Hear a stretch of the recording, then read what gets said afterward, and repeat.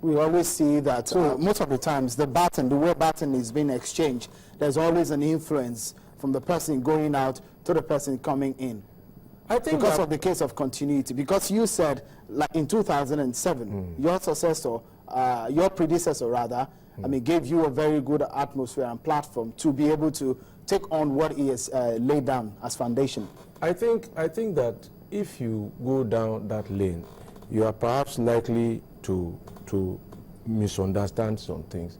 Some of the things that happened then was that there was an open field, and with all respect to all of the candidates who sought office at the time, I think that they understood the value of the endorsement of the incumbent, and you can't wish away the endorsement of the incumbent. But ultimately, the incumbent has only one vote on election day. And I think that they probably focus a little too hard on getting the endorsement instead of endearing themselves first to the larger body politics of the party. And I think this time around, there's a difference. All of the candidates have been crisscrossing instead of seeking for any endorsements. And I've said to them, look, let's go out. All of you who are running from my party, I've met with them, and I think any one of them is good enough to lead us. But the ultimate choice of who leads us is a choice for, first, the larger body politic, the registered members of the party, to choose their flag bearer.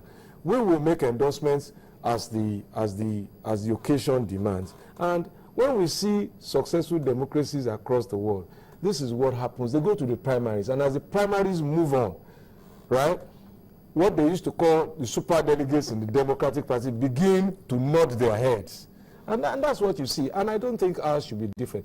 Indeed, if you go back, and I hope that you have the tapes, if you go back in 1999, that was what happened in Lagos. Governor Tinubu and late engineer Funshaw Williams had a primaries that was really, really breathtaking. I remember from my office in Igboshere Road then, if the convoy of Governor Tinubu moved one way, on the other side of Blue Street. So, and by the time the candidate emerged, it was clear who was going to be the governor of Lagos State. Interesting. Like, given the nod, we always know that the influence of some leaders in the party is always almost a yes for some Those people. Where the leaders. Again, that's what I'm saying. You know, your party has always we must set first the agenda. If we really want to be Democrats, this is the time to do it right. So basically, let me quickly take you to the issue of the national politics. Your party, as we've seen about 3 or 4 people coming out as presidential candidates. And we understand that governments are prevailing. They are having their ways in some ways. We understand that they are having their eyes on the VP slot. Why? Now, you see, I think that we are dissipating energy needlessly. Honestly, and I think that we're putting the cart before the horse. And I've said this, and if you don't mind, I will repeat it. First of all, the most important ticket is the ticket of the flag bearer of the party, the presidential nominee ticket. How many times do people vote for the VP? Have you ever gone to an election to vote for the vice president? It matters. No. Have you gone? No. So first of all, let the ticket emerge, and then the office and the nomination of the vice presidential ticket is usually a supporting and complementary ticket, which is very important, given what we saw when Kennedy died and Johnson took over. Given what we saw when Yar'Adua died and what we are dealing with now, it's not an office we should toy lightly with.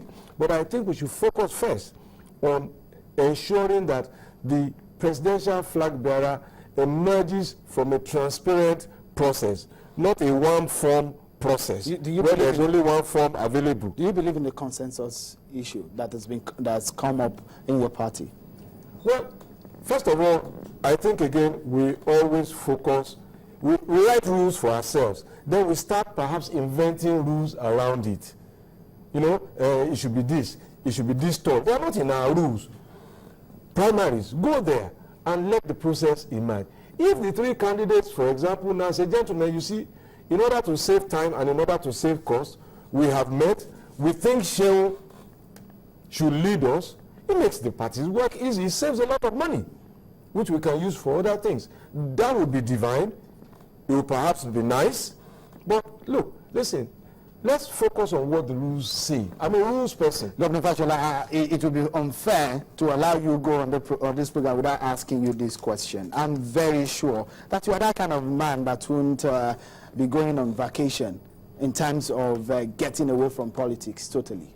What's your next step? You said you are very sure. You already know the answer. I know that you won't. You're very agile. I know. What's your next step from here? I don't know, honestly. Would you like to take a VP chair? I don't know. Would you like to be a president? I honestly don't know. You see, I still have, I don't do well in multitasking. I have a job to do that runs until the 29th of May.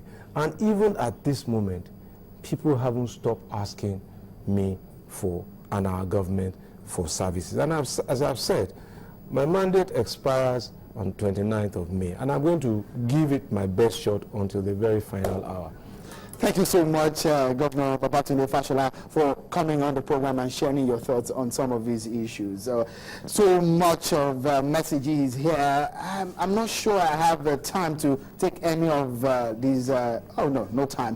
Thank you so much out there for being a part of the program. Of course, Governor Babatunde Fashola, Governor of Lagos, thank you for being a part of Politics Today. Well, that's been our show. Until next time, my name is Sean Okimbalo on behalf of the team. Bye for now.